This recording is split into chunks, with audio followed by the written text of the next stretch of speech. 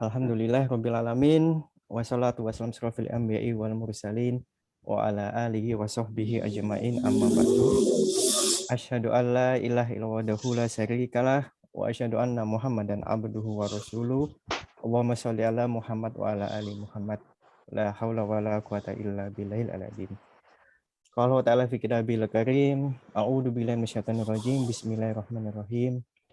Ya ayyuhalladzina amanu bisilmi kaffah wa la tattabi'u khutuwatis syaiton innahu lakum aduwwum mubin. Al-ayah sadaqal adzim. Rabbi shrahli sadri wa yassir li amri wahlul min lisani yafqahu qawli.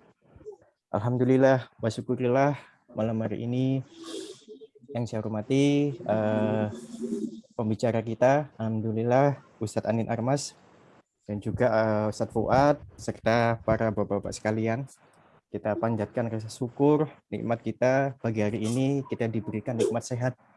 Kita bisa duduk berkumpul bersama dalam kajian online. Mudah-mudahan duduk kita malam hari ini di dalam majelis ilmu ini diberkahi oleh Allah Subhanahu wa taala. Amin amin rabbal alamin. Amin. Dan tak lupa salam serta salam diaturkan pada junjungan kita, baginda kita, panglima kita, Rasulullah SAW, yang telah menuntun kita hingga kita bisa merasakan nikmatnya iman dan nikmatnya Islam. Baik, Bapak Ibu sekalian, alhamdulillah perlu saya sampaikan terlebih dahulu. Alhamdulillah kajian malam hari ini, kajian online kita ini diselenggarakan oleh SIP, yaitu Syarikat Islam Politik, yang dimana kajian ini tentang pembelajaran intisari berislam kafah, yang tujuannya kajian ini adalah memahami agama Islam secara utuh atau kafah dengan metode dialog berbasis wahyu dan sains. Alhamdulillah malam hari ini kita sudah memasuki, kalau pertemuan kita sudah masuk ke pertemuan yang sesi ke-17. Nah, bagi Bapak Ibu sekalian yang mungkin belum bisa mengikuti sesi 1 sampai sesi ke-16, jangan khawatir. Nanti panjenengan bisa menyaksikan kajian kita dari sesi 1 hingga sesi ke-16 di channel YouTube Syarikat Islam Politik. Jadi insya Allah malam hari ini kajian kita ini kita record dan nanti kita upload di YouTube-nya Syarikat Islam Politik di channel YouTube Syarikat Islam Politik. Silakan bagi Bapak Ibu sekalian yang masih belum bisa menyaksikan kajian online kita malam hari ini bisa menyaksikan di channel YouTube Syarikat Islam Politik. Dan malam hari ini pembicara kita yaitu Ustadz Anin Armas, MA. Beliau adalah pemimpin redaksi majalah Gontor. Dan alhamdulillah tema kita malam hari ini yaitu membangun kekuatan Islam untuk memperbaiki peradaban dunia yang rusak. Ketika berbicara Islam dan peradaban, itu merupakan satu kesatuan yang tak mungkin dapat dipisahkan. Kita tahu bagaimana sejarah Islam ini dibangun di negara Yasrib yang kita sebut Madinah, dengan masyarakat yang plural dan majemuk, Islam membangun peradaban di sana. Dan alhamdulillah nanti akan lebih jelasnya akan disampaikan oleh pemateri kita yaitu Ustadz Anin Armas, MA. Untuk menambah keberkahan pertemuan kita malam hari ini, kita buka dulu kajian kita malam hari ini dengan membaca Al-Basmalah bersama-sama. Bismillahirrahmanirrahim. Alhamdulillah, setelah kita buka kajian kita malam ini dengan baca Al-Basmalah, mudah-mudahan menambah keberkahan dan juga kajian kita malam ini diridhoi oleh Subhanahu wa taala. Amin amin ya rabbal alamin. Baik, alhamdulillah telah hadir di tengah-tengah kita Al-Ustadz Al-Mukarram Anin Armas, MA, yang telah hadir, yang akan menyampaikan materi kita malam hari ini kepada Ustadz Anin Armas. Monggo Ustadz, tafadhol Mas Guru. Ya, terima kasih Pak Farid sebagai moderator kita pada malam hari ini. Pak Fuad Amsyari, Pak Abbas Toha, Pak Agus Hidayat, Pak Irfan, Bapak-bapak dan Ibu-ibu sekalian yang dirahmati Allah. Assalamualaikum warahmatullahi wabarakatuh. Alhamdulillah warahmatullahi wabarakatuh. Wassalatu wassalamu ala Rasulillah Habibina Muhammad ibni Abdillah wa ala alihi wa mawalah. Bapak-bapak, Ibu-ibu, serta diskusi pada malam hari ini, alhamdulillah kami bisa bersilaturahim kepada Bapak dan Ibu sekalian terkait dengan materi pada malam hari ini. Ada memang hal yang di masyarakat kita kadang-kadang sebagian ya masih memahami jika ibadah itu dibatasi hanya kepada ritual. Padahal ibadah yang sesungguhnya selain yang ritual, yang itu memang suatu keharusan, ibadah itu mencakup seluruh kehidupan aktivitas manusia.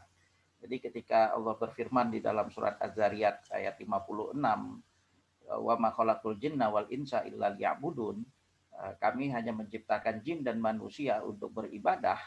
Nah, ibadah di sini ya dalam arti yang luas ya, bukan cuma sekadar ritual. Dan insya Allah pada malam hari ini apa yang kita lakukan ini juga dengan niat baik dan mencari ridho Allah, ini juga adalah suatu ibadah.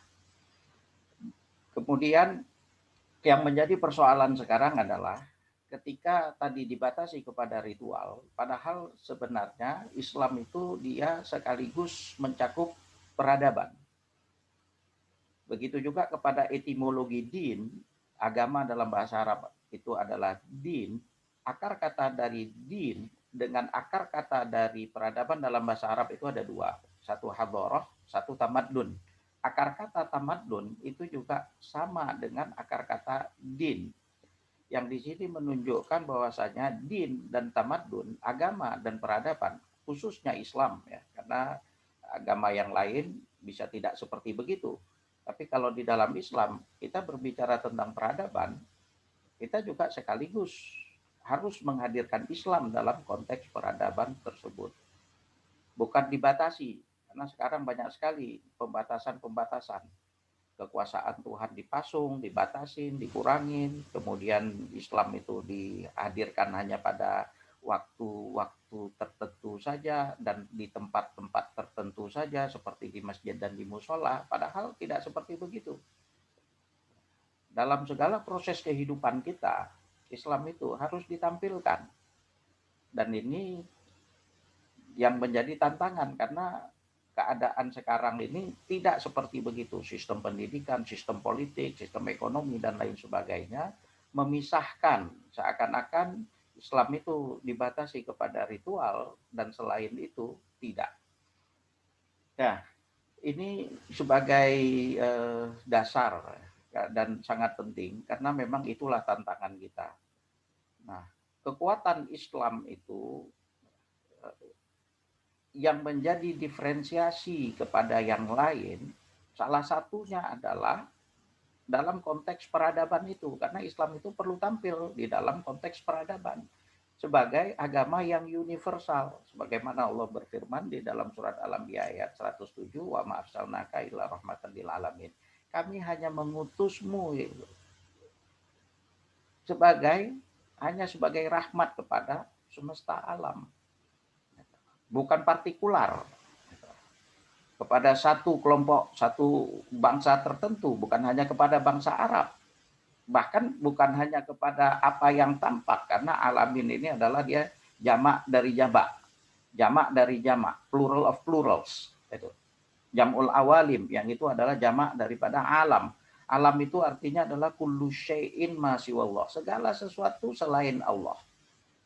Segala sesuatu, segala ciptaannya, bukan hanya alamus syahadah, bukan hanya apa yang tampak, juga apa yang tidak tampak. Dan alam ini banyak kategorinya, itu suatu pembahasan yang lain lagi. Artinya, ini adalah suatu misi yang universal. Ya. Nah, untuk menjadi suatu misi yang universal, itu harus membutuhkan kualitas yang juga universal. Dan ini bukan utopia. Artinya hanya ide dan gagasan. Ada kadang-kadang ide dan gagasannya kalau di sekilas tampak bagus seperti komunisme, maka orang banyak yang terpengaruh dengan gagasan classless society, masyarakat tanpa kelas, seakan-akan semuanya dianggap sama. Sebagian orang akan terpesona dengan gagasan tersebut, tapi kenyataannya tidak pernah terjadi. Tapi kalau Islam itu memang pernah terjadi sebagai suatu yang rahmat bagi semesta alam, itu pernah terjadi. Dan itulah pada zaman Rasulullah Shallallahu Alaihi Wasallam dan para sahabat. Tidak ada agama dalam catatan statistik, dalam data ya, yang begitu cepat perkembangannya seperti Islam pada waktu zaman Rasulullah. Menjadi sesuatu yang dari Mekah, kemudian menjadi sesuatu yang universal, menjadi sesuatu yang universal tanpa mengabaikan karakteristik yang universal itu. Ada yang ingin menjadi satu yang universal, tapi dia mengorbankan, harus larut dia dengan konteks kondisi sosial masyarakat yang ada di ruang atau di daerah tertentu. Tapi kalau Islam kan tidak. Sekarang orang sedang haji, kan tidak ada yang partikular di situ. Seluruh umat Islam di seluruh dunia, dari manapun dia, sejak kapanpun sampai hari kiamat, pasti dia akan ke Mekah untuk melaksanakan ibadah haji, bukan ke tempat yang lain. Pasti di bulan Ramadan itu semuanya berpuasa, wajib. Orang yang paling tolol sekalipun tahu kalau memang puasa Ramadan itu bukan dipuasa di bulan Januari, Februari, atau di bulan lain, nggak, pasti di bulan Ramadan. Kalau puasa wajib. Jadi ada nilai yang universal, seluruh umat manusia, seluruh umat Islam, maksudnya seluruh umat Islam itu sepakat di situ, ketemu di titik itu. Bukan hanya masalah puasa saja sebenarnya, bukan masalah haji saja. Banyak sekali hal-hal yang kita umat Islam itu punya nilai-nilai yang universal. Al-Quran kita dalam bahasa Arab. Ini sulit ini. Bagi agama lain untuk bertahan dalam perjalanan waktu, sulit terjadi. Dia akan terjadi pembongkaran, pelarutan, dan lain sebagainya. Tapi dalam konteks Islam, sekalipun banyak sekali perbedaan pendapat, tetapi ada hal-hal yang di situ kita adalah sama. Dan itulah sebagai syarat memang sebagai nilai-nilai yang universal yang akan mendukung menjadi Islam ini sebagai agama yang universal. Dia Islam ini udah punya bukan sekadar potensi tapi aktual terjadi di masyarakat. Memanglah ini adalah satu nilai yang universal. Nah, persoalannya adalah kalau di dalam sholat, ibaratnya kita semua sholat dalam bahasa Arab, biarpun nggak mengerti bahasa Arab juga. Al-Qur'annya dalam bahasa Arab, biarpun dibaca kadang nggak mengerti juga, dan lain sebagainya. Kalau dalam hal-hal seperti itu ada nilai-nilai yang universal. Nah, tapi kemudian ada persoalan di kalangan umat Islam. Ketika kita berbicara misalnya dengan terkait dengan politik, nah di sini ada yang kemudian apolitik, ada kemudian yang anti, dan lain sebagainya. Hal ini perlu didudukkan terlebih dahulu, dipahamin terlebih dahulu oleh umat. Kemudian jika sudah mengetahui, dari pengetahuan itulah kemudian akan menjadi satu tindakan. Nah, kalau tadi sudah begitu jelas, dan sebenarnya politik ini saya mengutip pendapatnya Fakhruddin Ar-Razi, seorang ulama yang berwibawa, meninggal pada tahun 1210. Ya, ini luar biasa karyanya. Beliau juga seorang dokter, menulis berbagai karya tentang kedokteran, menulis tentang matematika, menulis tafsir yang luar biasa, ya, tafsir kabir, tafsir besar, ya. Al-Fatihah saja 7 ayat. Al-Fatihah itu kalau karyanya diterjemahkan ke dalam bahasa Indonesia itu bisa 500 halaman. Itu baru 7 ayat, di mana 30 juz, ya, ditafsirkan 30 juz itu. Ada di Oxford sudah menerbitkan beberapa tahun, ya sekitar beberapa tahun yang lalu, ya, menerjemahkan Al-Fatihah tadi dalam satu buku itu sekitar 500 halaman untuk 7 ayat itu. Nah, dan Fakhruddin Ar-Razi menafsirkan 30 juz, ya, dalam karya Tafsirul Kabirnya ini. Jadi bagi Fakhruddin Ar-Razi, seorang ulama yang berwibawa, jadi bukan hanya dia berkualitas dalam ilmu-ilmu seperti tafsir, hadis, fikih, dan lain sebagainya, tapi beliau juga adalah seorang yang ahli dan menulis tentang matematika, kedokteran, astronomi, ya, filsafat, ya, dan lain sebagainya. Itu menyebutkan bahwasanya politik itu adalah al-hikmah al-madaniyah, hikmah madaniyah, sebagai sebuah kebenaran, sebagai sebuah hikmah, kebijaksanaan, madaniyah, peradaban. Jadi sekarang kan ada kata politik kotor, ya udahlah jangan berpolitik. Ini adalah sebuah hikmah dan madaniyah, konteksnya peradaban. Kalau psikologi dia tentang mempelajari tentang jiwa seseorang. Nah, kalau kita ingin mengetahui tentang kondisi, mengatur masyarakat dan lain sebagainya, manusia, mengurusi manusia, ya politik. Kalau yang lain tadi partikular, tapi kalau kita mempelajari terkait dengan manusia, seluruhan manusia, ya politik. Jadi madaniyah, peradaban. Jadi begitu penting sebenarnya, tetapi kan terjadi penggerogotan. Islam ini suci, agama ini suci, politik itu kotor. Nanti kalau suci masuk ke yang kotor ya jadi terkotorkan. Dibangun dalam konteks atau ideologi seperti itu. Sehingga umat ini dia tidak terkait dengan politik. Padahal kalau kita ingin tadi menguasai peradaban, apalagi menjadi sesuatu universal, harus memiliki satu kekuatan politik. Nah, ini yang menjadi sosialisasi gagasan sampai kepada betul-betul di bawah, ini masih kurang. Padahal para ulama kita terdahulu mereka meletakkan ya, imamah, pembahasan tentang imamah kepemimpinan tentang politik itu di dalam buku-buku akidah.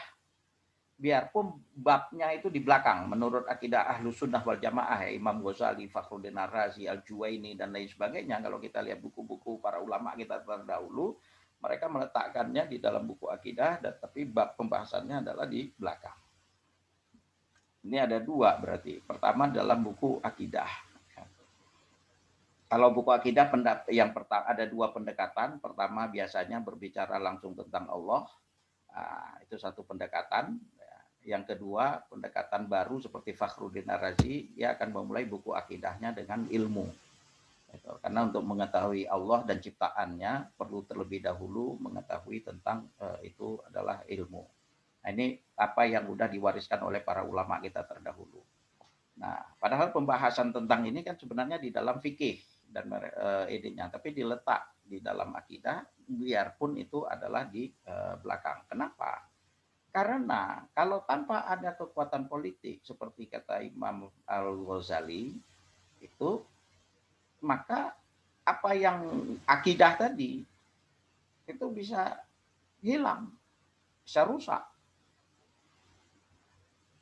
Imam Al-Ghazali mengatakan bahwasanya agama dalam konteks ini adalah Islam dengan politik ini adalah saudara kembar, tahu amani. Ad-dinu usun, agama itu adalah dasar dan pangkal. Wasultanu harisun, dan penguasa itu adalah sultan, itu penguasa itu adalah haris, dia penjaga. Kalau kekuasaan tapi kemudian tidak ada dasar yang benar seperti Islam, berkuasa sebagaimana kita lihat sekarang ini, banyak sekali kekuatan-kekuatan tapi karena tidak dibangun di atas nilai-nilai yang luhur dan mulia, tidak dibangun di atas nilai-nilai Islam, la usah famahdum, maka hancur dan binasa. Dan ini yang kita rasakan banyak sekali, baik di negara ini atau di lain tempat. Ketika kekuasaan itu kemudian tidak dibangun di atas nilai-nilai yang mulia, maka kekuasaan itu akan menghancurkan, dan itu sangat membawa penderitaan kepada manusia, pada rakyat. La usah famahdum. Jadi kalau tidak ada Islam, tidak ada di dalam politik itu, mahdum, hancur. Wala harisa fadhoiun, tapi sebaliknya kita punya akidah dan lain sebagainya, tapi tidak ada kekuasaan, tidak ada penjaga, dhoi, hilang. Dan ini terjadi di Myanmar dan lain sebagainya ya. Kekuatan Islam tidak ada di Kashmir. Nah, kalau kekuatan Islam tidak ada, bahkan di beberapa tempat di daerah kita ini, di Papua dan lain sebagainya, bisa hilang. Dulu pun kita, bapak-bapak di sini terutama ya, masa kecilnya kan sempat belajar bahasa Arab Melayu, tulisan Jawi ya. Dulu nggak kita jaga, nggak dijaga. Umat Islam nggak menjaga tradisi seperti begitu, hilang. Tulisan Arab Jawi itu. Artinya orang membaca Al-Quran makin sulit. Karena nggak terbiasa menulis. Padahal ulama-ulama kita dulu rata-rata menulis dengan tulisan Arab Jawi dulu. sebelum pun bahasa Indonesia ada Nuruddin Naraniri dulu dan lain sebagainya. Itu karya apa namanya ya, para ulama kita terdahulu lah yang di sini ya, dari bahasa Arab dan bahasa Arab Melayu itu dekat-dekat. Nah, kembali ke tadi itu, jadi kalau tidak ada umat ini punya kekuatan, maka bisa hilang, dihilangkan, dijaga aja, punya kekuatan aja bisa dikalahkan, apalagi tidak punya kekuatan. Dan ini sangat penting umat ini mempunyai kekuatan, kekuasaan. Karena jika tidak, bukan hanya kerugian kepada umat Islam, tapi juga kerugian kepada seluruh umat manusia. Lemahnya Islam ini merugikan juga dunia dan peradaban. Kuatnya Islam ini juga membawa rahmat tadi, bukan hanya kepada orang Islam, juga kepada agama dan peradaban lain. Dan itu telah terjadi di dalam sejarah pada zaman Rasulullah. Ada sejarawan Yahudi sendiri menyimpulkan zaman kegemilangan Yahudi itu adalah pada masa di Andalusia ketika di bawah pemerintahan Islam. Justru di situ zaman kegemilangan Yahudi ketika Islam berkuasa di Andalusia. Nah, ini menurut sejarawan Yahudi. Dan itu terjadi di dalam sejarah. Nah, biasanya kalau Islam mayoritas itu ada berkah itu sampai. Tapi kalau Islam biasanya minoritas, nah di situ Islamofobia itu termasuk kuat. Nah di Indonesia ini juga nggak tahu ya, kita mayoritas kok tapi seakan-akan seperti udah jadi minoritas. Nah, Bapak-bapak dan Ibu-ibu sekalian yang dirahmati Allah, saya tidak lama, kita bisa lanjutkan dengan dialog. Intinya adalah ada gagasan ide yang ini perlu terlebih dahulu dipahami, bahwasanya kita itu punya ide yang bersumber dari wahyu. Dan wahyu ini adalah otentik dan final.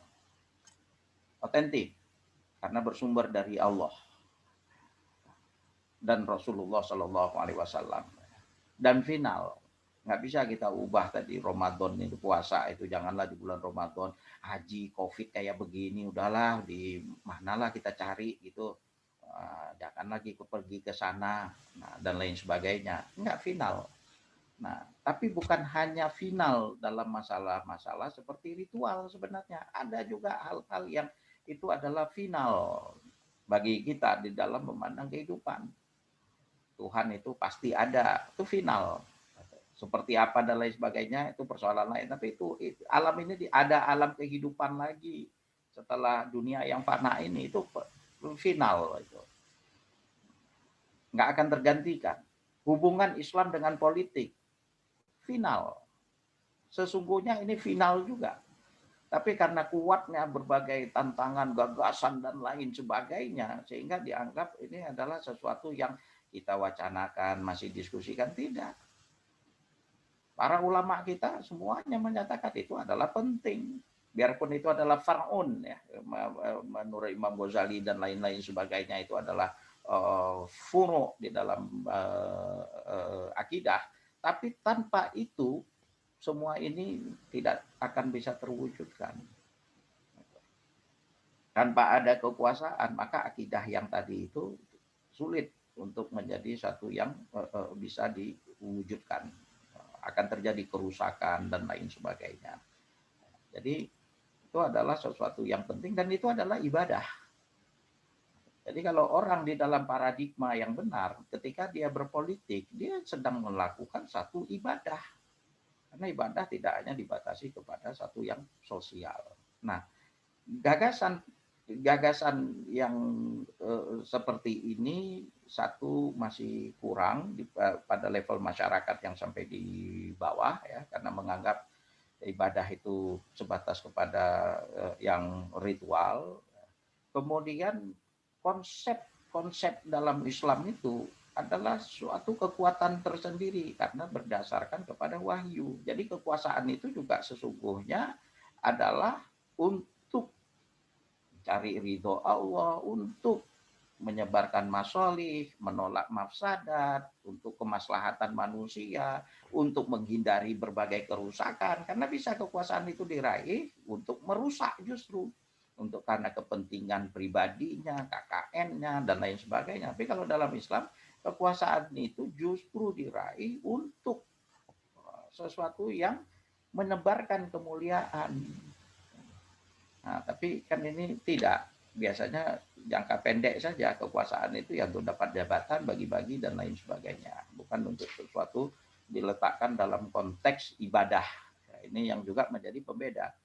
Nah, Imam Fakhruddin Ar-Razi menyebutkan, dia sebagai adalah Aryasa amma fi amriddin wa dunya khilafatan anin Nabi sallallahu alaihi wasallam.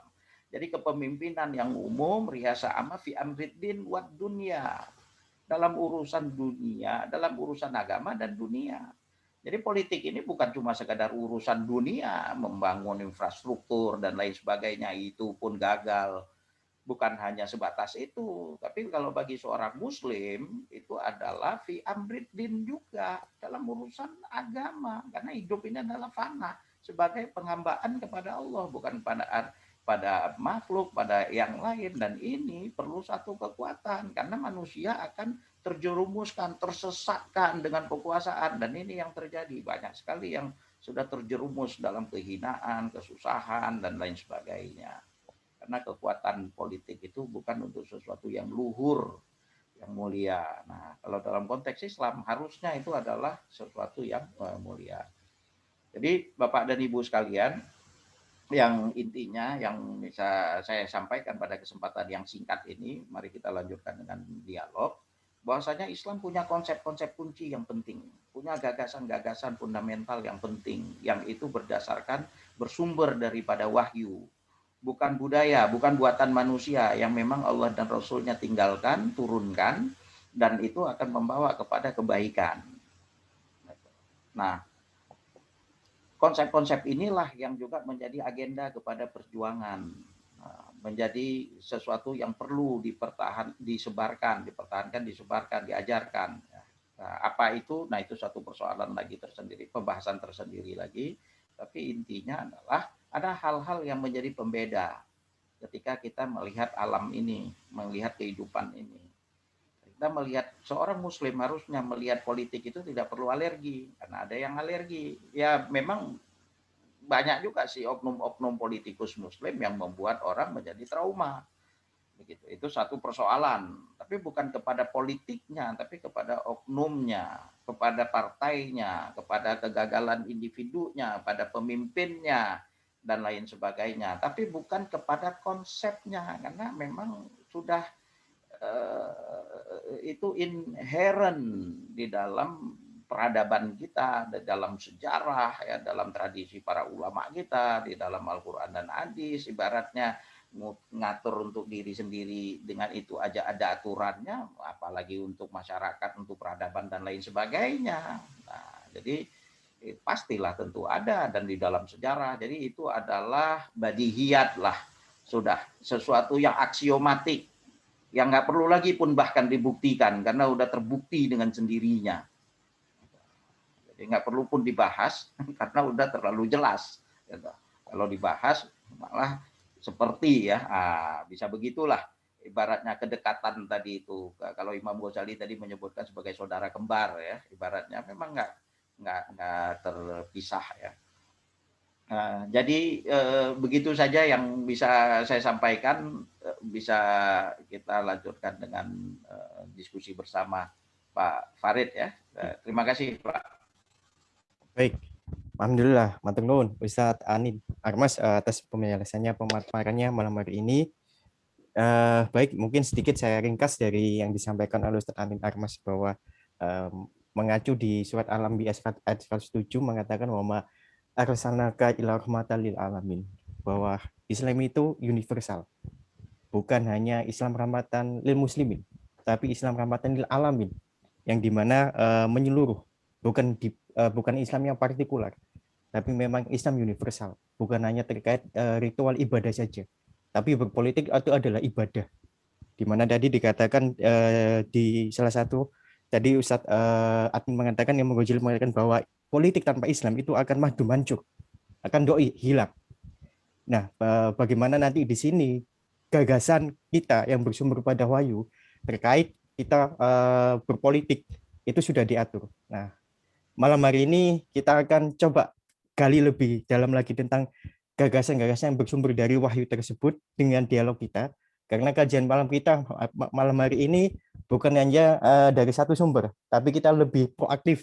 Kita lebih ngomong tentang berdialog, kita bisa tanya jawab, kita bisa sharing, dan juga kita bisa menambahkan. Baik Bapak Ibu sekalian, yang tadi disampaikan Ustadz Ermas, yang tadi saya ringkas, mungkin menjadi diskusi kita malam hari ini terkait bagaimana sih gagasan tentang yang bersumber pada wahyu itu, yang nanti kita bisa diskusikan bersama-sama malam hari ini. Silakan Bapak Ibu sekalian yang ingin ditanyakan kepada Ustadz Ermas, monggo. Tafadhol, ada yang mau kita diskusikan malam hari ini, karena kajian kita malam hari ini kita lebih banyak saling interaktif, gitu. Monggo, silakan Bapak Ibu sekalian, atau mungkin panjenengan bisa menuliskan pertanyaan di chat, atau ingin ada yang disampaikan, silakan. Monggo. Silakan. Assalamualaikum warahmatullahi wabarakatuh. Waalaikumsalam Pak Gus Hidayat. Ya, selamat malam buat para senior semua, terutama Profesor Fuad Amsari, Kakanda, Abbas Taha, minal aidin wal faizin. Ini memang sangat sibuk sekali sih situasinya, juga pandemi, lockdown. Assalamualaikum warahmatullahi wabarakatuh. Waalaikumsalam warahmatullahi wabarakatuh. Dari diskusi malam ini, saya ini baru interaktif kembali. Esensinya saya sangat setuju dengan apa yang tadi disampaikan oleh Ustadz Adnin tadi, yang mana Ustadz Adnin sudah menyampaikan selayaknya kita itu sebenarnya harus ditalkin kembali ini, Ustadz.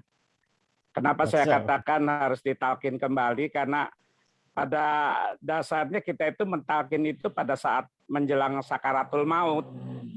Karena kita juga merujuk kepada konsep Islam secara kafah.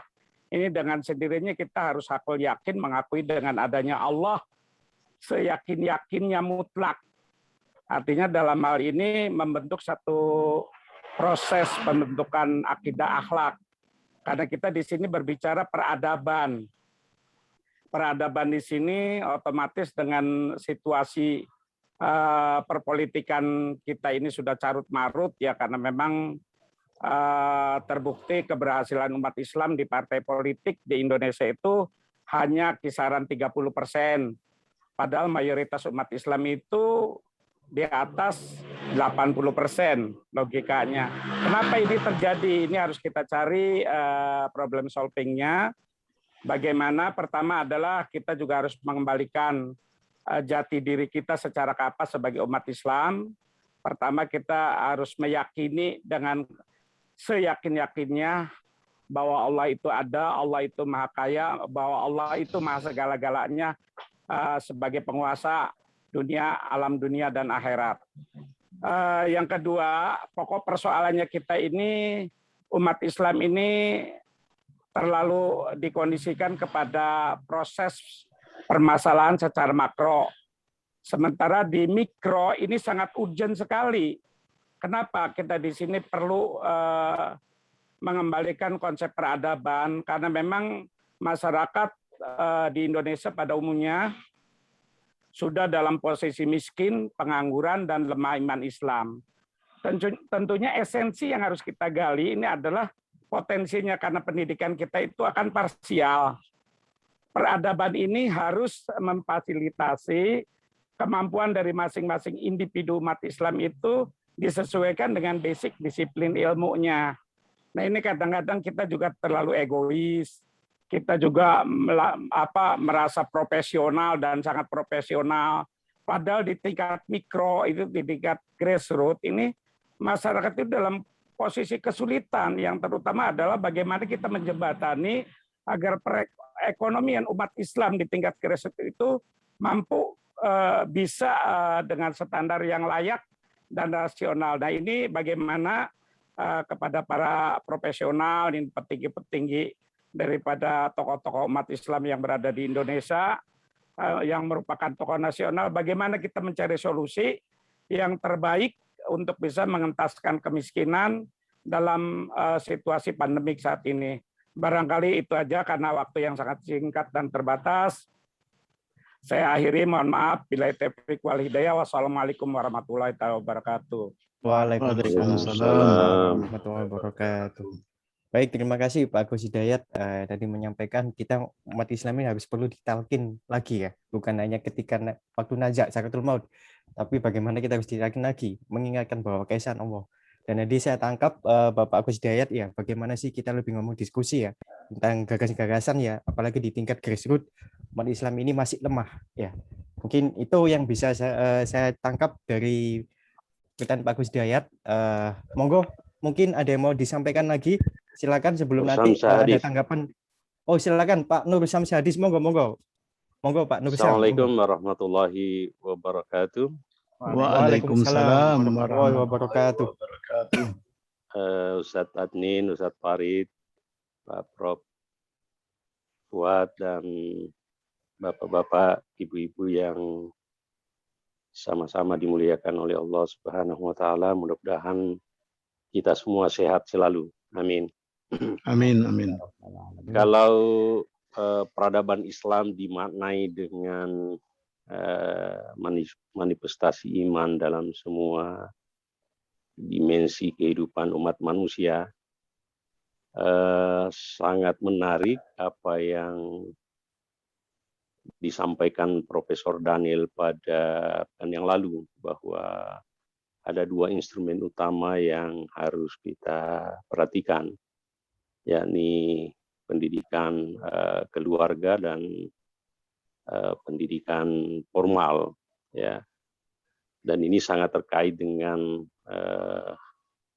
inti dari diskusi kita pada kesempatan ini, di mana narsumnya adalah Ustadz Adnin, ya. Kalau kita ingin membangun, melahirkan satu figur, katakanlah figur Islam yang memahami betul bahwa antara ajaran Islam atau tauhid, katakanlah begitu, sebagaimana yang dikutip oleh Ustadz Admin dari Imam Al-Ghazali, bahwa antara tauhid, syariah, dan seterusnya dengan politik itu adalah sesuatu yang menyatu, bukan sesuatu yang terpisah, ya. Nah, pertanyaannya adalah, pertama, bagaimana pendekatan yang kita lakukan untuk melahirkan profil yang demikian itu, Ustadz Adnin. Apakah kita sepakat dengan pendekatan yang telah ditawarkan oleh Profesor Daniel, betapa pentingnya institusi keluarga itu, dan betapa pentingnya pendidikan formal, dengan catatan, kata beliau, mudah-mudahan saya tidak salah kutip, bahwa beliau menyebut ormas Muhammadiyah. Kalau Muhammadiyah masih menggunakan kurikulum model seperti sekarang, maka akan kesulitan kita untuk menemukan manusia Indonesia atau kader-kader yang bisa menjadi lokomotif perubahan pembangunan peradaban Islam, begitu. Kemudian yang kedua, makna politik yang dimaknai, yang dimaksud oleh Ustadz Admin barangkali perlu dijelas. Apakah kekuatan politik yang kita akan bangun itu basisnya adalah demokrasi, atau kita akan membangun kekuatan tersendiri, ya? Mulai dari awal, katakan begitu, dengan basis keluarga dan pendidikan yang desain kurikulumnya betul-betul kita desain secara khusus untuk melahirkan manusia-manusia Indonesia atau kader-kader yang siap membangun peradaban Islam sebagaimana yang telah pernah dibangun oleh Nabiullah Muhammad SAW. Demikian dua pertanyaan saya itu, Pak Ustadz. Terima kasih, Ustadz Farid. Assalamualaikum warahmatullahi wabarakatuh. Waalaikumsalam warahmatullahi wabarakatuh. Masya Allah, ini Pak Nur Syam ini kelihatannya pekan kemarin mengikuti kajian kita, gitu, Pak Nur. Sampai ingin Oh, ditanyakan lagi ya. Oke, terkait pendekatan yang kemarin Ustadz Daniel Kosim mengatakan ada pendekatan keluarga dan juga pendidikan formal. Apakah itu jadi pembahasan mungkin gagasan itu? Ini Ustadz Tanin ditawarkan, nanti bisa kita bahas sama-sama. Dan yang kedua terkait politik tadi, basisnya apakah memang basis demokrasi atau kita punya desain yang khusus ketika seperti yang di zaman Rasulullah. Mungkin itu dulu Ustadz Tanin, mungkin bisa ditanggapi karena nanti kita bisa nyusul untuk sesi tanya jawab berikutnya. Monggo Ustadz Anin, tafadhol. Ya, terima kasih Pak Agus, Pak Nur Syamsah dan yang lain ya. Jadi dan saling terkait tadi dua komentar tadi itu. Pertama juga terkait dengan sikap terhadap politik ya. Mungkin kita di sini homogen, tapi belum tentu di luar sana seperti itu. Artinya sikap terhadap politik ya atau usah jauh-jauh lah. Di sini kan bapak-bapak semua Pak Abbas ya dan yang lain adalah dosen-dosen juga di kampus. Lihat saja bagaimana kurikulum politik diajarkan. Apakah seperti yang dibahas setelah berseri-seri di dalam SIP ini? Tentu tidak. Begitu. Jadi tidak menggambarkan termasuk di Universitas Islam, apalagi yang di umum ya. Nah, karena memang mahasiswanya adalah juga umum. Nah, tapi di Universitas Islam sekalipun ibaratnya belum tentu konsep tentang politik yang dia adalah sangat terkait dengan Islam, sesuatu yang tidak dipisahkan seperti Imam Ghazali tadi dan lain sebagainya, itu yang menjadi pendapat yang mainstream. Bahkan dosennya sendiri pun belum tentu seperti itu. Apalagi mahasiswanya, karena memang diajarkan pun belum tentu juga. Gitu. Jadi kita menghadapi kawan-kawan kita, saudara-saudara kita, bisa jadi saudara kita juga, dan bisa jadi kawan kita juga. Ya, para pengamat politik, mahasiswa jurusan politik, dan lain sebagainya. Tapi konsep yang ada, gagasan yang ada tadi yang bersumber dari wahyu, dari Allah, dari Rasul, tradisi, peradaban kita dan lain sebagainya, itu belum tentu sesuatu yang mereka pegang. Kalau mereka pegang, para mahasiswa jurusan politik di Indonesia mau megang kuat seperti apa yang berkali-kali disampaikan lah katakan di dalam forum yang sederhana ini saja, hasilnya pasti jauh berbeda. Pasti jauh berbeda. Nah, yang diajarkan itu beda tadi yang disebutkan di dalam kurikulum ya. Kalau udah masuk ke dalam kurikulum, tapi kan tidak. Kalau yang diajarkan adalah pemikiran Al-Mawardi, Al-Ghazali, Fakhruddin Ar-Razi, Al-Juwaini, para ulama-ulama kita berwibawa lah dari dulu ya misalnya. Diajarkan dan dikomentari, dikaitkan dengan Quran, dengan tradisi, dengan kejayaan peradaban Islam, sebagai contoh konkret ya bagaimana Rasulullah sebagai juga Rasulullah ini juga sebagai seorang yang mengatur negara, strateginya dan lain sebagainya. Kalau itu semua mata kuliahnya didesain seperti begitu semuanya, beda hasilnya. Akan terjadi perubahan. Tapi kan belum sampai ke situ kita ini. Jadi bagaimana menghadapi suatu perubahan, diketahui saja belum. Hanya masih diketahui terbatas. Sementara kalau perubahan itu sesuatu yang tidak perlu kan dia secara masif kan sistemik kan dan lain sebagainya. Jadi instrumen-instrumen yang ada belum maksimal, gagasan dan konsep belum pun diketahui, karya-karya yang ada tulisan dan lain sebagainya belum mencukupi. Jadi hal-hal seperti begini belum tersebar banyak di masyarakat ya. Partai pun ibaratnya mempromosikan hal ini dan lain sebagainya, itu yang menyebabkan hal-hal itu masih belum terwujudkan. Nah, ini yang jadi, bahkan yang terjadi adalah sebaliknya, justru penggembosan yang tidak sesuai tadi itu yang lebih sistemik, masif dan terstruktur. Jadi kebalikannya yang TSM, yang benarnya mikro. Nah, ini ya berat lah secara logika ya, berat itu. Nah, inilah satu tantangan yang ada. Mahasiswa kita pun tidak terlatih ya dengan yang jurusan politik misalnya, tidak terlatih dengan pemikiran-pemikiran para ulama kita terdahulu dalam hal-hal seperti ini. Karyanya dalam bahasa Arab, dosennya aja nggak bisa baca kan, mana lagi mau mengajarkan kan begitu. Yang diajarkan ya teori-teori yang umum yang ada di Barat dan lain sebagainya, tentu ada manfaat, ada kebaikan ya. Tapi kan juga kita sebagai seorang Muslim Kan kita perlu tahu dulu ajaran kita tentang itu bicaranya apa, itu lebih dulu kan, know yourself kalau kata Socrates kan. Kita tahu dulu sebagai seorang Muslim, kita tahu dulu tentang Islamnya. Bagaimana kita mau bicara tentang peradaban, tentang politik dan lain sebagainya. Kalau tentang Islamnya kita kurang mengetahui pada level yang lebih dalam ya, bukan cuma sekadar arkanul Islam, arkanul iman, tentang tadi peradabannya, pendapat para ulamanya dalam Al-Quran, dalam hadisnya, beserta komentarnya. Tentang Islam kita kurang tahu. Nah, kemudian bagaimana apalagi mengaitkan itu dengan peradaban. Itu juga handicap yang kedua. Yang satu aja kita nggak ngerti, gimana lagi kita mau menyuntik kepada yang peradaban. Beda dengan Fakhruddin Ar-Razi tadi itu. Beliau seorang yang ahli dalam matematik, kedokteran, kemudian astronomi, karyanya ada, bisa dilihat, tapi di dalam masalah-masalah hukum, masalah Quran, hadis, dan lain sebagainya juga seorang yang memang ahli. Jadi, nah sementara pendidikan di kita juga kan tidak membentuk itu, sudah tersekularkan. Bukan hanya pendidikan kita, kehidupan kita ini sudah tersekularkan. Kita ini dijauhkan daripada akidah Ahlus Sunnah wal Jamaah itu kan dia satu yang bahwasanya Allah campur tangan dalam kehidupan kita.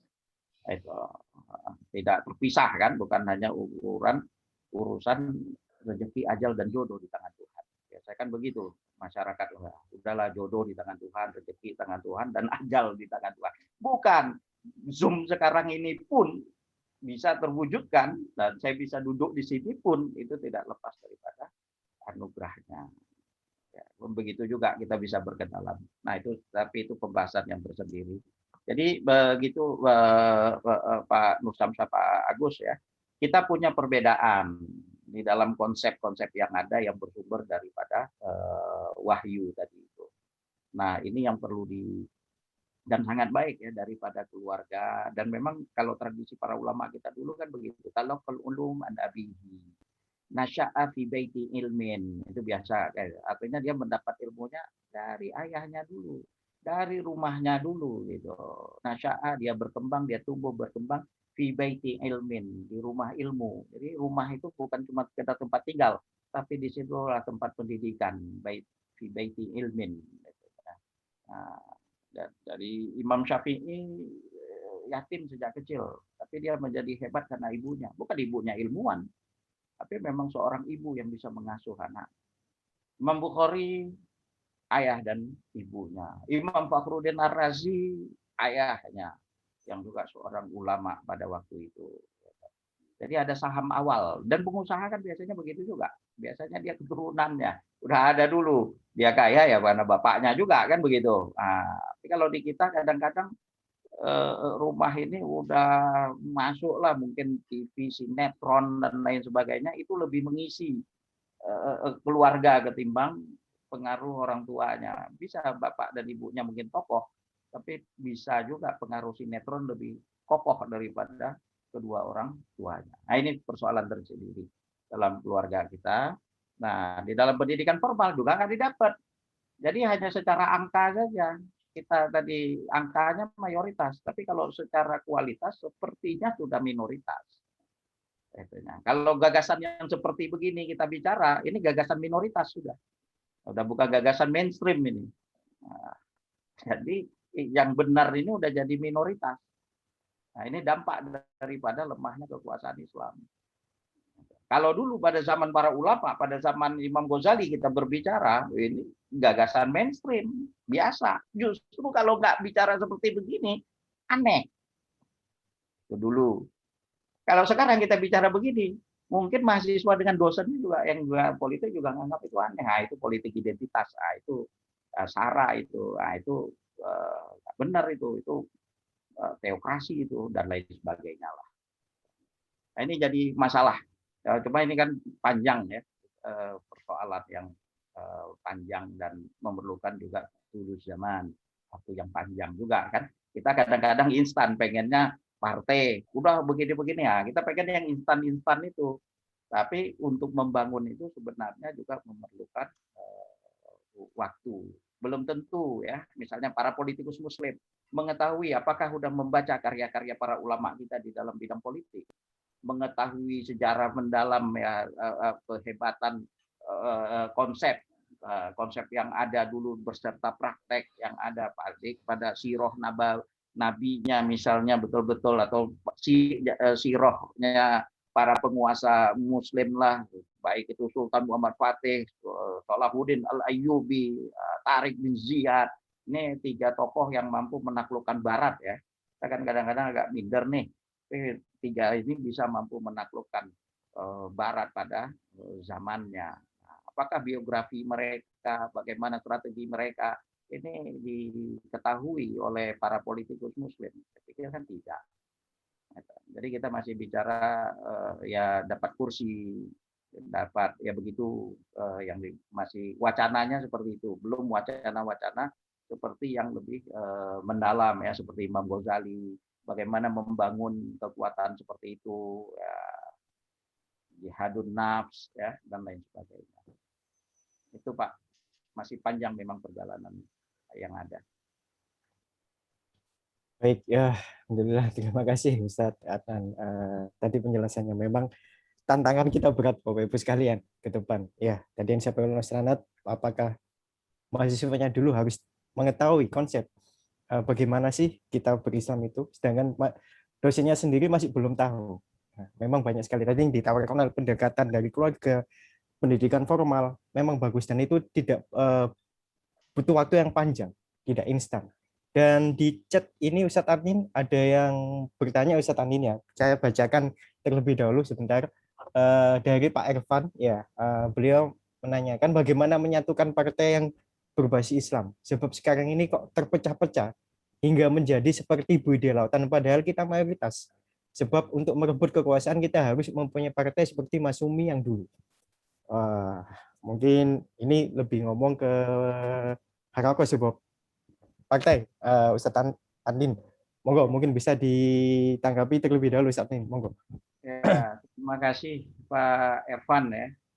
Jadi orang bisa melihat partai itu dari berbagai aspek ya, ketika melihat partainya. Saya juga bukan pengalaman ya di dalam, tapi kita bisa melihat di antaranya, lihatlah dalam kalau universitas itu statutanya kan, di dalam ADART-nya. Ini salah satu kriteria penting ya. Nah, karena partai itu dikendalikan oleh anggaran dasar, anggaran rumah tangga. Ini yang substansial kita bicara. Jadi lihat anggaran dasar dan anggaran rumah tangga. Ukurannya, salah satu ukuran penting itu di situ. Apakah para ulama dijadikan sebagai ahlul halli wal aqdi, pengendalinya? Nah, kalau kita meletakkan ulama nih, dalam konsep Fakhruddin Ar-Razi ketika menerjemahkan ya ayyuhalladzina amanu atiiullaha wa atiiur rasul wa ulil amri minkum, itu ya, wahai orang-orang yang beriman, taatlah kepada Allah, taatlah kepada Rasul, dan ulil amri yang pemegang kekuasaan. Siapa ulil amri itu? Menurut Fakhruddin Ar-Razi adalah orang yang paling taat kepada Allah dan paling taat kepada Rasul. Itulah. Dan itu terjadi pada Khulafaur Rasyidin ya.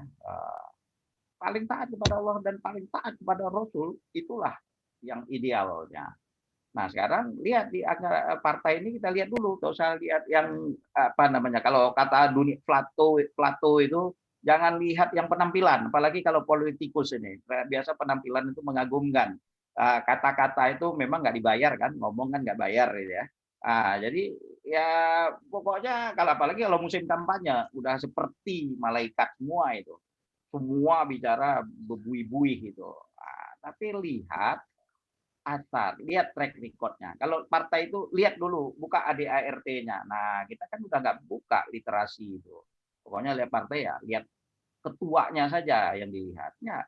Lihat anggaran dasar dan anggaran rumah tangga. Apakah di situ meletakkan para ulama sebagai pengendalinya? Nah, itu dari semua partai yang ada, udah langsung terredusir itu. Cuma 2 partai atau 3 partai aja itu mungkin. Kalau udah kita buka seperti begitu. Nah, jadi itu satu ya cara penilaian melihat ininya. Karena bersatu pun, nah konsep persatuan ini termasuk di Pancasila, sepahaman saya, persatuan Indonesia itu kan juga dibangun di atas kemanusiaan yang adil dan beradab, dan ketuhanan yang Maha Esa, bukan persatuan menjadi nilai tertinggi. Tidak, bersatu pun kan harus ada juga nilai yang mendasari kepada persatuan itu. Ya, kalau bersatu dengan, biarpun dia penguasa, tapi dia bisa bersatu dengan yang tidak punya Tuhan. Padahal dia penguasa, bisa juga. Itu. Jadi biarpun sudah ada pun, biarpun tercantum tadi level yang lebih mendalam lagi, udah ada, ADART-nya sudah ada, itu pun kata-kata yang sudah ada pun itu pun belum tentu terwujudkan. Itu level kriteria yang lebih mendalam lagi. Nah, jadi, di dalam, saya mengutip lagi Fakhruddin Ar-Razi, kalau dalam persatuan itu ukhuwatud din asbatu min ukhuwatid dam. Biarpun dia paman Nabi Abu Lahab itu, tapi bahkan Al-Quran menyebutkan umat Islam membaca sampai hari kiamat lah itu terkutuk itu. Padahal paman, jadi bukan ukhuwatud dam. Ini kan kita kadang saudara, sesuku, ini enggak, ada nilai yang lebih tinggi. Dan Nabi kan begitu juga. Nabi Nuh dengan istri dan anaknya, Nabi Ibrahim dengan ayahnya, Nabi Lut dengan istri dan anaknya, itu Nabi, istrinya, anaknya, dan lain sebagainya. Tapi bukan itu yang menjadi basis kepada persatuan. Ukhuwatud din, itu yang menjadi asas persaudaraan, akidah, itu yang menjadi dasar. Jadi kita semua bersaudara, biarpun nggak ada hubungan darah, kan? Tapi biarpun ada hubungan darah, belum tentu. Dan itu la yarithul muslimul kafir walal kafir muslim. Kalau dalam waris kan begitu. Kalau di dalam fikih kan, biarpun itu adalah anaknya, tapi kalau dia adalah seorang yang tidak sama keyakinannya, la yarithul muslimul kafir, dan sebaliknya. Nah, jadi tidak mudah, Pak, ya, karena persoalan di partai pun sudah multi masalah juga. Itu. Jangankan bersatu dengan partai yang lain, dalam satu partai pun berpecah juga. Dan biasanya begitu. Nah, ada yang menyebutkan, ya kan, dari partai ini kan pecahan juga dari yang lain itu. Nasdem dulu pecahan dari Golkar, begitu juga Gerindra, begitu juga Hanura, kan begitu. Nah, satu partai aja pecah, apalagi menggabungkan berbagai partai. Artinya mudah diucapkan, sulit diwujudkan. Jadi janganlah dulu rame-rame dulu, satu aja yang solid itu pun masih berat. Apalagi ada unsur luar yang untuk menjatuhkan. Nah, pada akhirnya kan yang diuji itu kenapa kok bisa bersatu. Saudara pun bisa bersatu. Ada yang saya dapat banyak informasi dan itu berdasarkan data itu di Kementerian Agama, suami istri itu cerai, gitu. Gara-gara beda pilihan. Nah, habis itu yang dipilih bersatu malah, itu udah dicerai duluan. Gitu. Jadi ya begitulah yang terjadi kan begitu. Nah, jadi tidak mudah untuk berbicara bersatu. Nah, maka yang perlu, padahal Al-Quran kan menyebutkan, ya kan, asyidda'u 'alal kufar ruhama bainahum. Harusnya sesama umat Islam ini ruhama bainahum. Kita itu perlu mengembangkan konsep beserta mekanisme, ya, untuk kita saling empati. Empati itu lebih dalam daripada simpati. Nah, ini jadi kalaupun ada yang salah, marilah kita maafkan. Kalaupun ada yang benar dan disalahkan, Nabi kan benar, tapi kan pernah disalahkan. Kalau kita udah salah, malah ngeyel. Itu bisa jadi kita salah, ngeyel lagi. Nah, kalau Nabi benar pun pernah waktu itu dilempar batu juga, tapi malah mendoakan. Nah, kita ini udah nggak benar ngeyel, apalagi benar ngotot, gitu. Nah, hal-hal yang seperti begini, punya sikap rendah hati, ya mungkin tasawuf paling tinggi prakteknya itu justru dalam politik, berbuat karena dan untuk Allah, gitu loh. Kalau bicara di masjid atau di Zoom kan mudah ya, tapi praktekkan di dalam politik itu, jadi sabar, biarpun benar masih disalahin, ibaratnya biarpun udah berbuat masih gak dihargain. Nah, ini tempat laboratorium sufi ini bisa jadi di dalam partai politik Islam ini. Dan Imam Ghazali kan begitu juga ketika dia menulis beberapa karya di dalam politik, bukan cuma satu ya. Ada di buku Ihya, ada di buku Al-Iqtisad fil I'tiqad, ada di buku yang lain, dan beliau sendiri adalah seorang tasawuf. Sama seperti Buya Hamka juga menulis tentang tasawuf dan juga sebagai seorang anggota di parlemen. Begitu, Pak, Bapak dan Ya, terima kasih Ustadz Anin. Ya, alhamdulillah Pak Irfan tadi sudah dijawab ya bagaimana kita lihat dulu untuk menentukan partai ya. Dari ADRT-nya bukan sosok atau tokohnya. Apalagi ketika kampanye semua tokoh partai menjadi malaikat ya untuk menawarkan program-programnya. Dan tadi catatannya jangan sampai ketika kita beda pilihan, apalagi suami istri beda pilihan sampai cerai, ternyata partainya kemudian antara satu dengan lainnya itu malah bersatu. Masya Allah. Iya. Jadi yang saya katakan di sini adalah ukhuwatuddin ya. Jadi hubungan din karena Allah. Itu yang menjadi yang kunci utama ya. Itu tadi yang disampaikan oleh Ustadz Andin Armas ya. Tak terasa kita sudah ini sebenarnya mau kita buka sesi pertanyaan lagi Ustadz Andin ya. Mungkin sebelum kita tutup Ustadz Andin dari Ustadz Fuad mungkin ada mau disampaikan Ustadz Fuad? Ustadz. Ya, silakan. Iya, baiklah, saya ringkas saja. Saya itu khawatir, ini Ustadz Adnin, kalau melihat ruwetnya tadi yang diomongkan, terus kita itu jadi terus ngapain? Ini nggak bisa, begini salah, begini kok nggak cocok. Jadi akhirnya kita itu harus memberikan panduan. Saya kira itu salah satu hal yang menurut saya mari kita coba untuk mengurai benang ruwet itu, sehingga akhirnya umat ini punya panduan. Nah, salah satu yang saya harapkan itu begini kira-kira ya.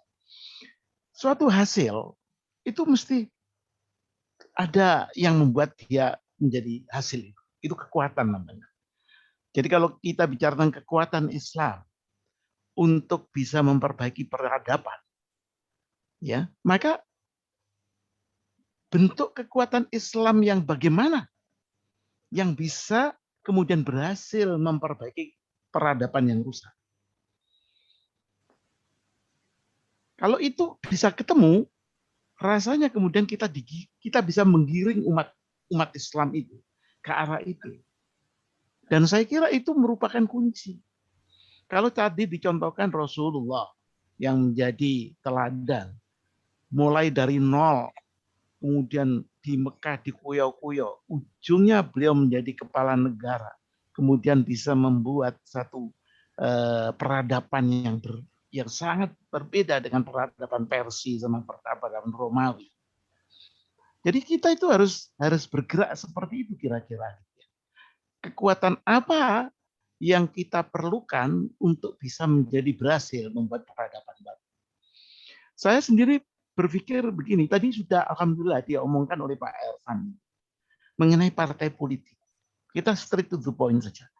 Apakah partai politik ini merupakan kekuatan Islam yang untuk bisa mengantarkan dia menjadi sesuatu yang berhasil merubah peradaban manusia yang rusak?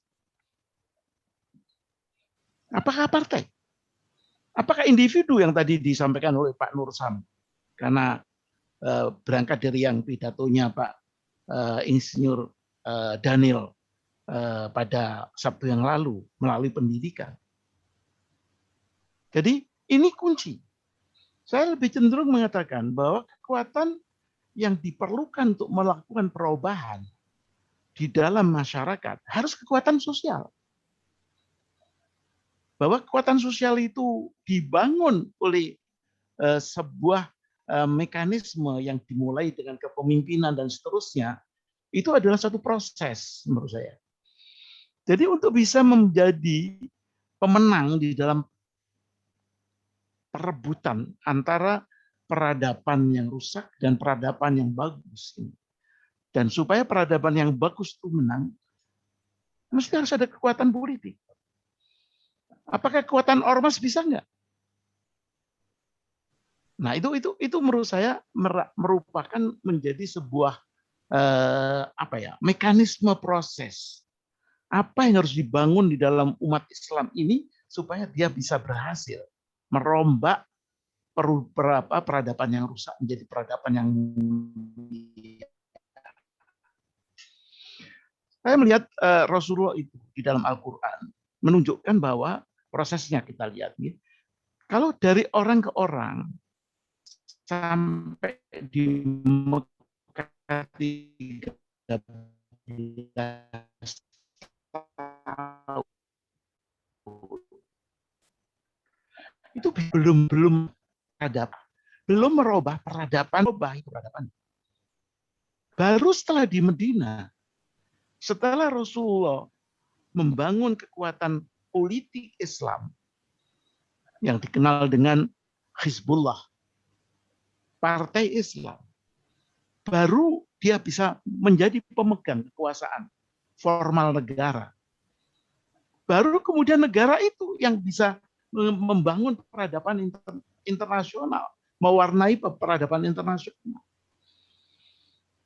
Jadi prosesnya adalah individu harus kokoh, bagus, kemudian membangun partai politik yang mempunyai basis wahyu, yang tadi disampaikan, rivernya adalah wahyu, tidak dengan yang di luar wahyu, ateisme, kapitalisme, sekularisme.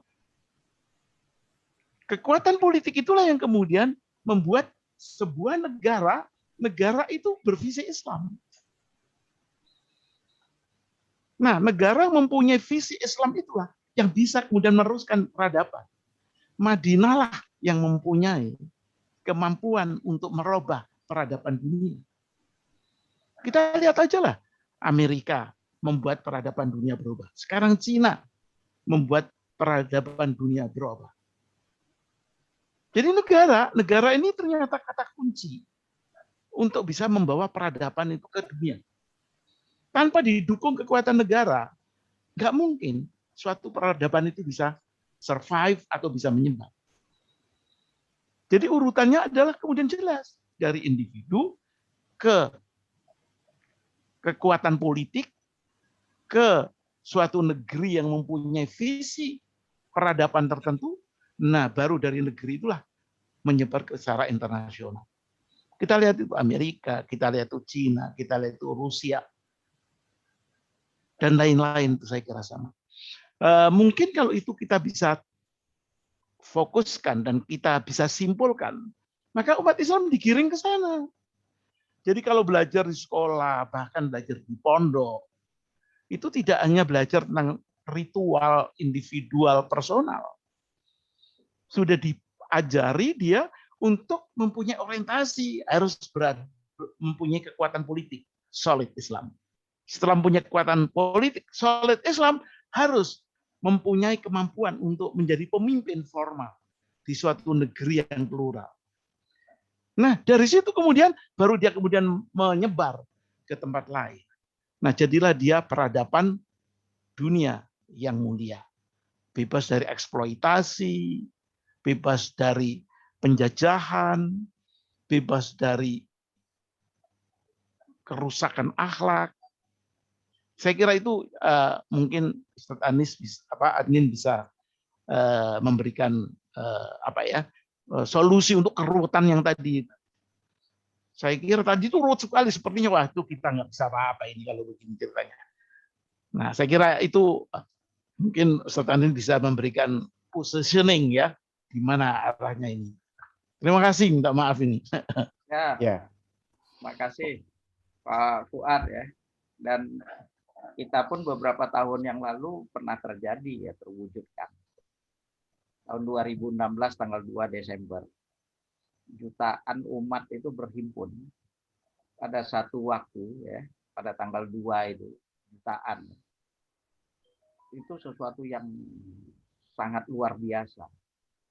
Mungkin dalam sejarah Indonesia tidak pernah terjadi begitu ramainya berhimpun. Bahkan di dalam konteks dunia pun nggak ada itu. Kalau orang udah ngumpul kayak begitu, biasa revolusi yang terjadi di beberapa negara pun atau katakan pada 98 nggak sebanyak itu. Nggak akan terjadi kerusakan dan lain sebagainya. Ini nggak, tenang, damai. Ya, menghimpun jutaan orang itu satu anugerah Allah yang Allah turunkan kepada rakyat Indonesia, pada umat Islam. Itu satu yang bisa terjadi seperti itu. Itu kan suatu yang luar biasa sebenarnya. Biarpun setelah itu ya berbagai macam yang terjadi dan memang dikondisikan untuk terjadi defisit. Tapi ada satu yang pernah terwujudkan dalam beberapa tahun yang terakhir. Jadi kalau seperti yang disampaikan oleh Pak Fuad barusan tadi itu dengan bapak-bapak sekalian ya yang kita bicarakan terus-menerus disampaikan kepada umat, ya, itu sangat bisa. Pertama Allah Maha Kuasa. Allah menggendaki apa yang sekarang terjadi, apa yang akan terjadi dan lain sebagainya. Ini satu pembahasan tersendiri tentang itu. Tapi siapa yang menduga? Saya tanya kepada panitia, banyak panitia termasuk beberapa elit pada 212, mereka sendiri bingung kalau itu terjadi pada hari itu. Nggak nyangka. Karena sebelumnya kan diblok itu di mana-mana untuk supaya nggak nyampe kan. Waktu itu dari daerah nggak bisa masuk dan lain sebagainya. Tapi mereka sendiri tidak menyangka kalau itu terjadi. Jadi yang ngurusin aja nggak tahu kalau itu terjadi seramai seperti begitu. Sama seperti 17 Agustus juga kan. Siapa yang tahu yang Indonesia lagi berjuang tiba-tiba terjadi. Nah, jadi apa yang sangat mungkin terjadi. Nah, sangat mungkin terjadi jika individu-individu mukmin tadi itu sudah terwujudkan ya sebagai satu proses ya tadi itu sebagai contoh ya. Pemimpin-pemimpin itu betul-betul dia membela rakyat. Ini kadang-kadang kan penguasa ini ya omongannya aja gitu. Tapi kenyataannya tidak. Jadi nah tapi kalau dibangun sekarang adalah orang-orang yang memang dia ibaratnya mencari ridho Allah. Dia berpolitik ini memang untuk ibadah niatnya. Bukan mau jadi anggota dewan itu cuma ya bonus-bonus lah itu cuma ya tertier itu bukan ininya kan. Dan dia diuji dengan itu, dengan jabatan, dengan kedudukan, bukan itu yang dia cari. Gitu. Yang dia cari adalah ridho Allah. Nah, kalau ini sudah terpatri, individu-individu mukmin yang dibangun 13 tahun di Mekah itu udah terbentuk itu sibghah itu, kondisi-kondisi itu. Memang jihadun nafs itu udah teruji, terbentuk gitu. Pada kadernya, militannya berbuat itu bukan karena mau cari posisi, karena dia ada posisi. Nah, itu terus-menerus seperti begitu dilakukan, insya Allah. Jika Allah kehendakin itu, mudah Allah akan memberikan. Mudah. Dan itu sudah terjadi pada 2016. Dan ini bisa, sangat bisa di 2024 atau bukan bahkan sebelum itu. Yang penting adalah semua terus bergerak mencari ridha Allah seperti kata Pak Fuad tadi. Biarpun cuma berapa orang ya mau kurang mau banyak tapi terus al umur bi khawatimiha, urusan itu langgeng terus menerus dikerjakan dari kecil-kecil terus itu insya Allah hanya menunggu waktu sebagai suatu proses. Hanya menunggu waktu. Mungkin Allah belum anugerahkan itu karena memang umat ini juga belum siap. Itu. Nanti dikasih kecepatan, malah kemudian jadi kadang-kadang kedudukan itu bisa jadi musibah. Dia pikir baik itu bahkan jadi buruk bagi dia. Ujungnya di penjara, di KPK. Mending nggak jadi pejabat, ketimbang jadi ketua kemudian masuk penjara, hidup sampai sekarang sampai 20 tahun masih di dalam sana, ya mending enggak. Nah, jadi kadang-kadang orang belum siap untuk diuji. Tapi kalau sudah siap untuk diuji dan kegagalan demi kegagalan itu, Sultan Muhammad Al-Fatih misalnya, kan itu berkali-kali gagal dulu itu. Sampai sempat juga untuk mikir ini berhasil nggak, karena sebelumnya belum pernah ada yang berhasil itu untuk menaklukkan Konstantinopel. Nggak pernah berhasil dari zaman para sahabat dikirim lah ininya kan Abu Ayyub Al-Ansori dan lain sebagainya. Nah, berkali-kali tapi mungkin ini adalah proses yang kita hadapin dan insya Allah saya setuju sekali dengan Pak Fuad itu. Nah, kalau ini terus-menerus jadi kita tetap optimis sebenarnya. Ya, dengan segala masalah yang ada ini kita tetap harus optimis ya masalah yang ada ini. Kenapa? Karena memang justru inilah peluang yang terbaik bagi umat Islam sekarang untuk tampil dengan banyaknya masalah. Justru masalah inilah yang akan membuat dia menjadi terbentuk.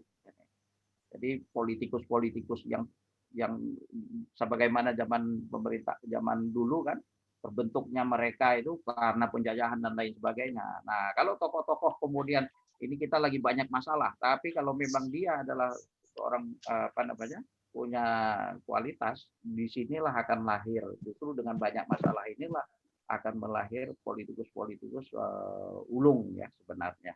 Ketika masalah kita ini kan banyak ini. Nah, ini justru kesempatan bagi para politikus muslim untuk wallahu a'lam bishawab, satu proses ya, tapi insya Allah kita tetap optimis ya.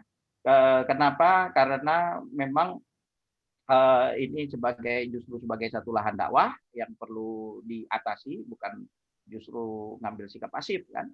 Kemudian di balik semua ini ada hikmah, di sini sedang diajarkan ya, banyak hal dengan berbagai macam penderitaan, kesusahan dan lain sebagainya. Ini sebenarnya mengajarkan kita pada mengambil ibar, harus ngambil hikmah dari apa yang ada, dan kemudian ini pun terjadi di Indonesia, dan wajar Indonesia ini sebagai negara muslim terbesar di dunia ya, itu mengambil peran bahkan dalam konteks global. Sangat wajar kita tampil karena sebagai pembela kita terbanyak di dunia ini. Nah, tapi buru-buru untuk yang universal tadi internasional, untuk lokal kita saja masih masalah. Tapi bukan berarti tadi pesimis, karena kita punya kekuatan. Di balik itu adalah kekuatan kita adalah kepada ide yang bersumber daripada wahyu yang ini masih benar. Mereka biarpun ada kekuatan dan kekuasaan, tapi dibangun di atas fondasi yang rapuh, karena bukan berdasar wahyu yang otentik dan final. Dia berdasarkan kepada spekulasi-spekulasi dan berbagai macam hal. Wallahu a'lam bishawab. Ya. Baik, terima kasih Ustadz Tanin tadi Ya, atas. Oh, monggo Pak Abbas, ada silakan, monggo kalau ada mau disampaikan, silakan ya, silakan. Mungkin sedikit. Ya, ada apa-apa. Monggo. Terima kasih. Assalamualaikum warahmatullahi wabarakatuh. Waalaikumsalam warahmatullahi wabarakatuh.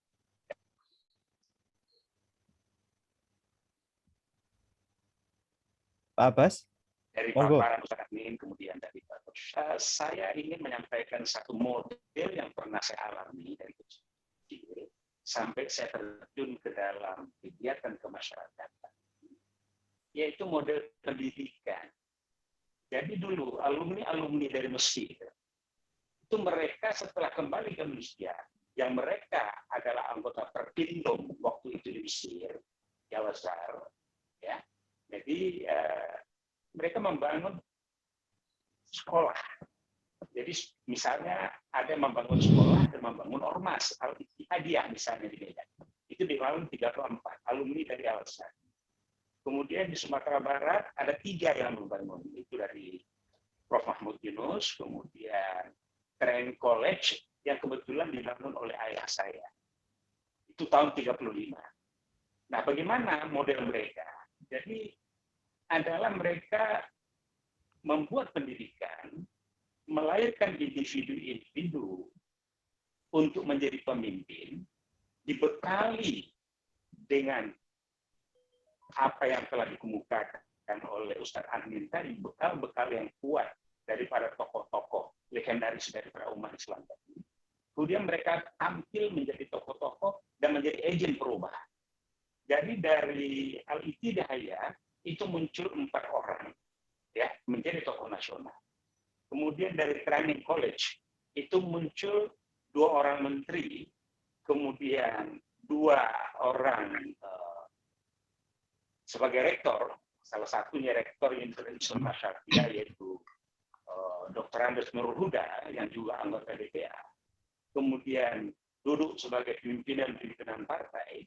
Nah, kenapa kok begitu? Jadi yang dididik itu adalah individunya, seperti yang dikatakan Prof. Muhammad, mulai dari individu, kebetulan individu itu juga di rumahnya itu, ya, adalah memang sanatnya itu di situ keluarga pergerakan yang menceritakan tentang kisah-kisah syirah-syirah itu tadi. Maka lahirlah anak-anak itu yang masuk ke sekolah yang tadi, kemudian dia dewasa terjun masyarakat dan kemudian ikut dalam pergolakan. Jadi menurut saya perlu reorientasi fondasi pendidikan, kemudian membentuk kader-kader yang sudah dimulai juga sekarang gencar Dewan Dakwah itu membuat, kemudian juga beberapa tokoh individu membuat program-program. Jadi barangkali ya ini khususnya partainya Ustadz Admin ini Mas Umi ya perlu barangkali Mas Umi Leadership School kita bangun jika melahirkan tokoh-tokoh umat yang memahami bahwa kita mempunyai kekuatan yang luar biasa yang sudah finalti,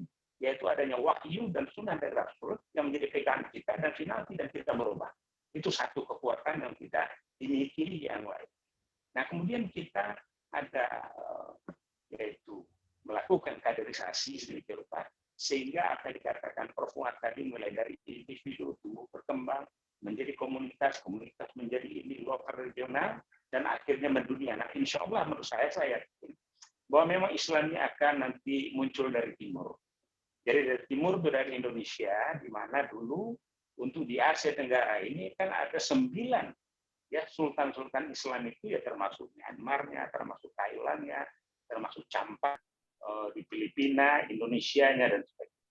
Jadi mudah-mudahan dengan keyakinan kita berpolitik itu adalah ibadah, kita tumbuh dari individu, masuk komunitas, dibekali ya apa yang disampaikan Prof. Fuad tadi, insya Allah kita akan bisa membangun kekuatan Islam, yang melakukan dakwah politik dakwah, sehingga distorsi yang terjadi dalam perjalanan ini tidak lagi lahir seperti yang pada tahun 70-an ya, ada rekan, ada senior yang membawa satu pemikiran yaitu di UIN Jakarta Raya, Jakarta, kemudian juga tokoh muda, nadsir muda yang membuat pemikiran yang lain sehingga ramelah dinamika sibuk kita dengan urusan itu sehingga kita membekali diri yang kuat terhadap untuk dinamika pertumbuhan, maka saya yakin insya Allah bersama kita dan kita mempunyai suatu pegangan yang sudah finalti yaitu wahyu dan sunnah itu tadi sebagai pegangan kita yang akan kita kembangkan